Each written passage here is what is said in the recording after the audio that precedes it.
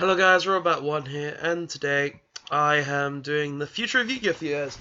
And if you guys don't know what the Future of Yugioh is, the Future of Yugioh is a segment on my channel where I talk about cards that I think are really good and that are coming out in the future essentially. So let's get straight into this. So we're going to be talking about the new stargrail cards that are coming out soon.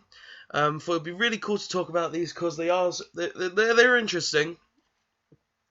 Personally, I think they don't have what they need to be good yet, but from what I've seen, I think they're actually quite good. So let's get right into this.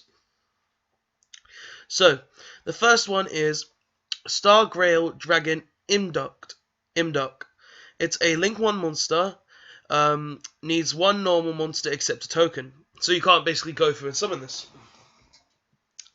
Its effect is, during your main phase, you can normal summon one stargrail monster in addition to your normal summons set. So this effect is essentially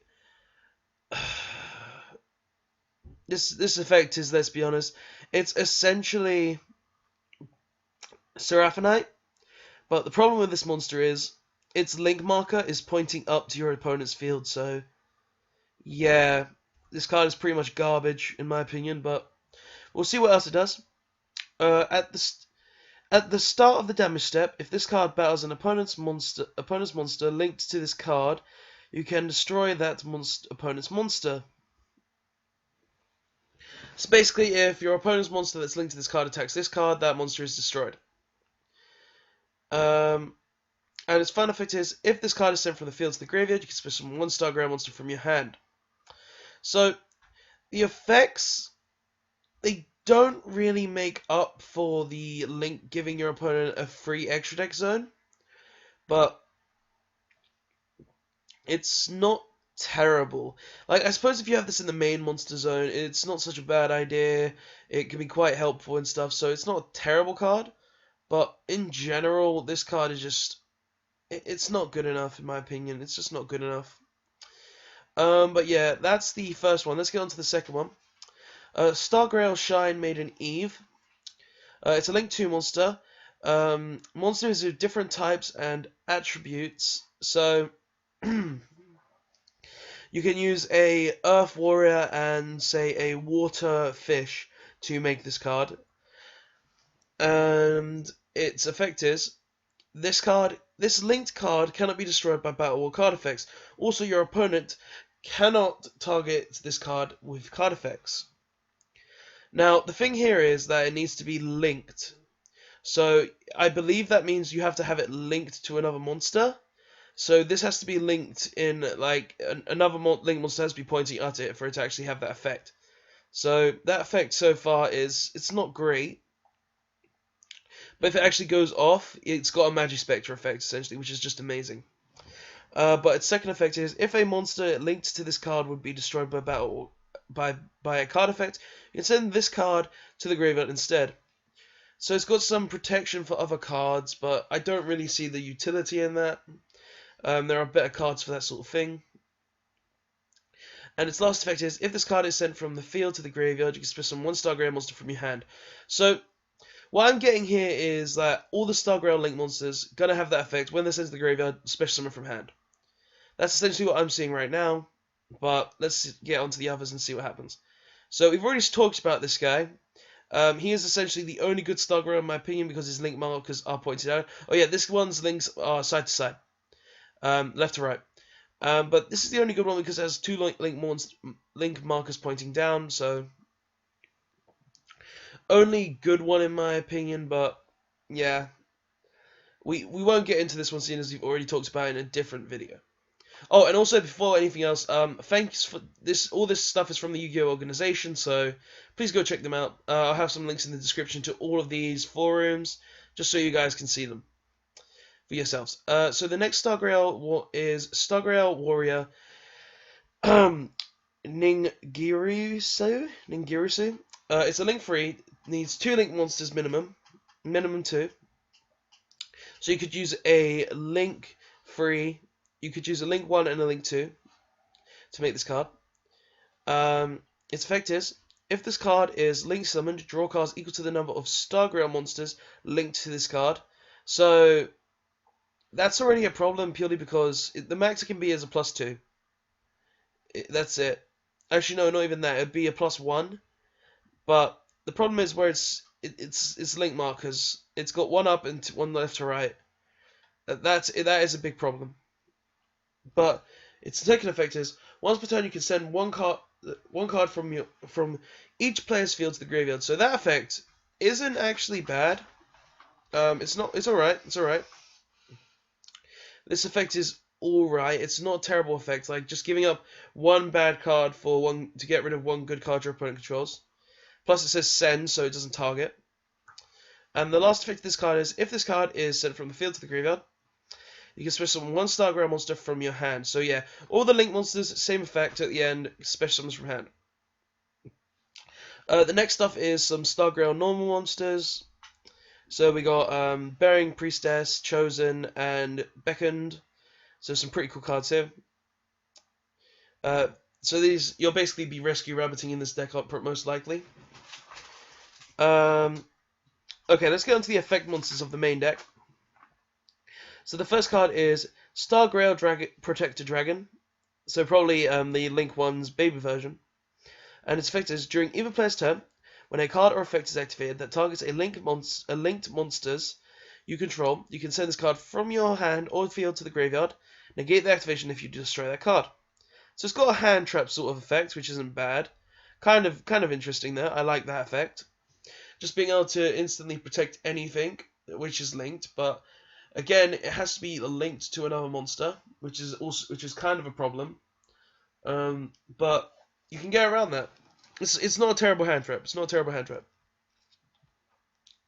And its second effect is you can banish this card from the graveyard, then target one normal monster in your graveyard, special summon it to your field to your field linked linked to a link monster in defense position. You can only use this effect to stargrails protector once per turn. Now, this card, in my opinion, is probably going to become a staple hand trap for the Link decks. Just because it can just revive normal monsters. Like, you might be using a lot of normal monsters. Obviously, it will only be good in a deck that are on normal monsters. But this first effect, I could actually see making it a very decent card. Like, I could see this being a staple hand trap, depending on how the meta goes. So the next card is Stargrail Fiery Rise, or Reese. It's a level 2, 100 attack, 2000 defense. Effect is you can only use each effect of Stargrail, once per turn, so both effects are once per turn. Its effect is if this card is normal or special summoned, you can add one Stargrail monster from your deck to your hand. Good effect, Stratos there. That's a Stratos. Its second effect is if this card is in your graveyard, you can send one monster from your hand or field to the graveyard, add this card to your hand. So it's a recyclable Stratos. That's not bad. That effect's pretty good. Let's have a look at its artwork real quick, just get a quick peek. Can't really get much from that, but whatever. So yeah, let's carry on. So the next one is Star Relic. So yeah, it's a machine. Wait, where's its actual name? Is that Star Relic Stargrail? Okay. It's a machine type, dark, level 5, 0 attack, 0 defense. Its effect is during either player's turn, if a such monster is special summoned from the extra deck, you can tribute this card, send that monster to the graveyard. So it can negate pendulum. So it can basically stop pendulum summons. Well, not really pendulum summons because it says they have to go to the send to the graveyard, so they'll just go to the extra deck. But it's not bad. Its next effect is if this face-up card you control, if this face-up card that was normal summon to set leaves the field, you can special summon 2 Stargrail monsters from your deck, except Star Relic or Stargrail, except. So basically, it can't summon itself, and it can summon 2 other Stargrail monsters from the deck. So I could see some Metal Foes potential there. And its third effect is during your main phase, except the turn this card was sent to the graveyard, you can banish this card from your graveyard, add 1 Star Relic monster from your deck to your hand. Okay, so I can kind of see this being a somewhat decent card, but it's not great from what I'm seeing because it has to be it has to be normal summons to set for this effect right here. And this effect is like, oh, I Foolish Barrier, but I gotta wait a turn, so it's alright, but it's not good enough. So the next card we have is a field spell, Encounter with the Star Relics. Its effect is all stargrail monsters on the field gain 300 attack and defense. Alright. Once per turn, if a face-up stargrail monster you control leaves the field because of an opponent's card effect or is destroyed by battle, you can target one stargrail monster in your graveyard, special summon it in defense position. So it basically means one stargrail a turn won't die. Which isn't a bad effect, actually, because this can revive the Link monsters as well. So that's not terrible, in my opinion. That's actually pretty good. Actually, no, it doesn't revive the the Link monsters because they have to be summoned in defense position. That's not actually that great after all, then. The next card is Star Relic Aegis. Target 2 stargrail monsters with different names in your graveyard, add them to your hand. If a Link monster you control would be destroyed by battle, you can banish this card from your graveyard instead. Subpar card. It's a recycler card. It's kind of like that Gravekeeper card that allowed you to add 2 back from the graveyard, but it has the bonus effect of stopping from being destroyed by battle. If it's said by effect as well, it would be pretty decent in my opinion. But nah. Last card for the Star Relics is Star Relic Beacon. Banish one Star Relic monster from your hand or face up from the field, then target 2 monsters in the graveyard. Special summon them, but they cannot attack this turn.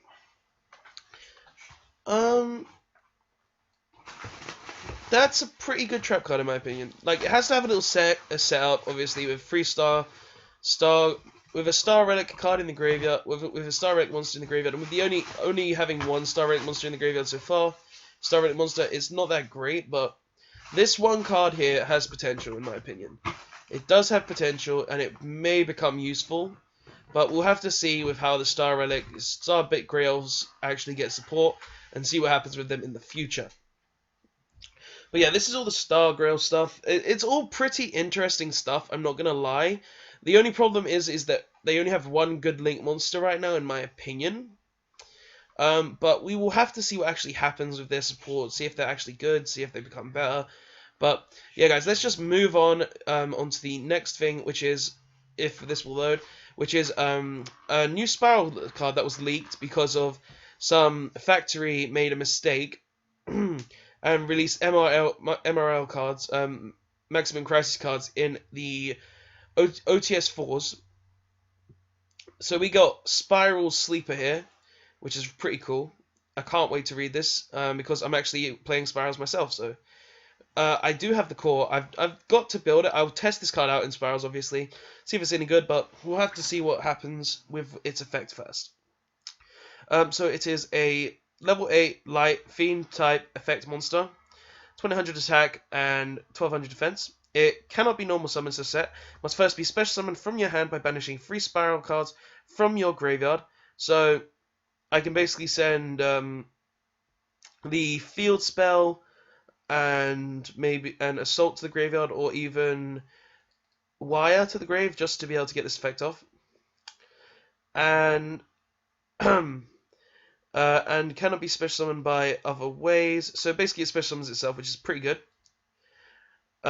So that's a Dragon Roller-esque effect in my opinion, and I like that. Its second effect is, once per turn during either player's turn, you can target 1 Spiral card you control and up to 2 cards your opponent controls, destroy them. So that's a pretty good effect in my opinion. I do like this effect. This effect is pretty good. It's basically a 1 for 2, and I love that sort of effect in a card. Like, it's not a Twin Twister, and it says cards, so you can just target up to back row, you can target anything you want. It's like, that's actually an amazing effect in my opinion. And its final effect is, if this card on the field is destroyed by battle or card effect, and sent to the graveyard, destroy as many cards you control as possible. And if you do, special summon 1 Spiral Super Agent from your deck or graveyard. Now, there's one problem with this. If it dies, then you're losing everything. Like, you get a Super Agent, sure, but you practically lose everything. Like, seriously, that's the only problem with this whole card, in my opinion. Like, if it wasn't for this one effect, the card would be amazing. But yeah, let's like, I'm not saying that effect is bad in any way, shape, or form. Like, it could be actually good because you could have no cards on the field, or like one card that you don't care about, and then this could help you out and get a super agent for free. But in my opinion, it's not good enough. That last effect isn't good enough. But the rest of it, absolutely love. But yeah, that's I believe there is another card here that I wanted to talk about. Let's see if I can quickly find that for you guys. Look, this is what happens when you don't have preparation, guys. Here it is. Thanks, Yu-Gi-Oh! Organization, helping me out. Okay, so let's go down a bit. Oh, and we got Sylvan Princess finally, guys. And it is, here we go, Subterra Fiendess. So this is the Subterra support that you should have gotten last set, but let's just read its effect. During either player's turn, when your opponent activates a card or effect, you can send this card from your hand or field to the graveyard.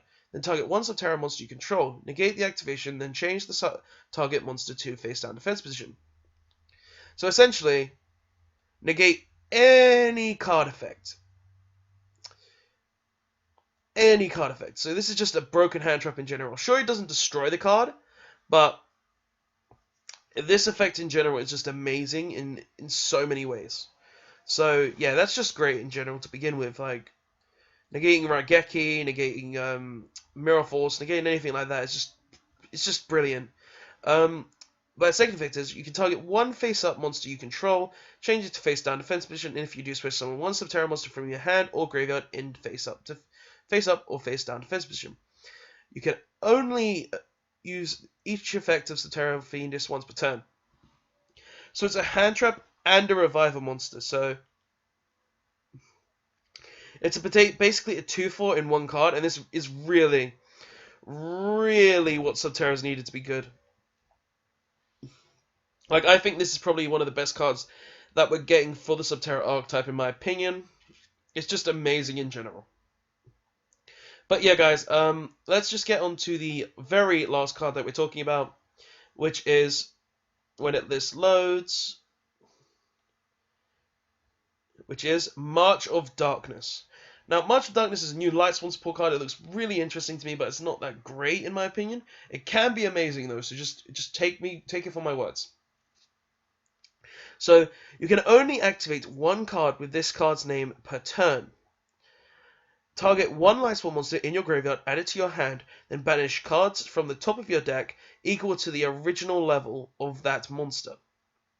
So basically, you add Raiden back to your hand, and you banish the top 4 cards of your deck. Now, I see how that can be bad, but it can also be really amazing if you think about it. Because with the new punishment stuff and the new Dark Lightsworns, this effect is actually really amazing in my opinion, and it can do so much. It literally can. This single card could literally decide if you win or lose a game.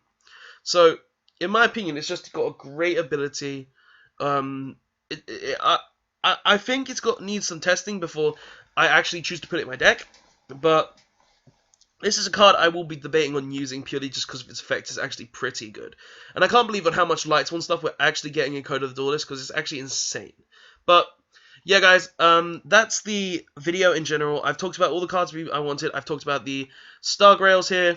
I've talked about the Spiral Sleeper, and I've talked about the Subterra Fiendess with a little Lightsworn support here as well.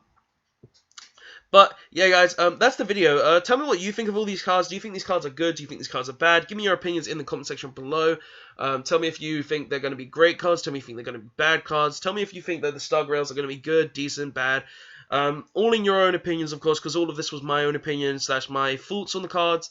And yeah, guys, that's the video in general. Thanks for watching, and RobotBat1 signing out. Don't forget to like, comment, and subscribe for more Yu-Gi-Oh videos. Press the notification button to be notified of future Yu-Gi-Oh videos. And now, finally, RobotBat1 signing out. Thanks for watching, guys. Thanks for watching, guys, and don't forget to like, comment, and subscribe on this video for more Yu-Gi-Oh videos. And check out the links in the description for the previous video and the link to my Facebook page where you can see previous videos that I've posted there and any other information that I may have posted there. I hope to see you guys next time, and thanks for watching.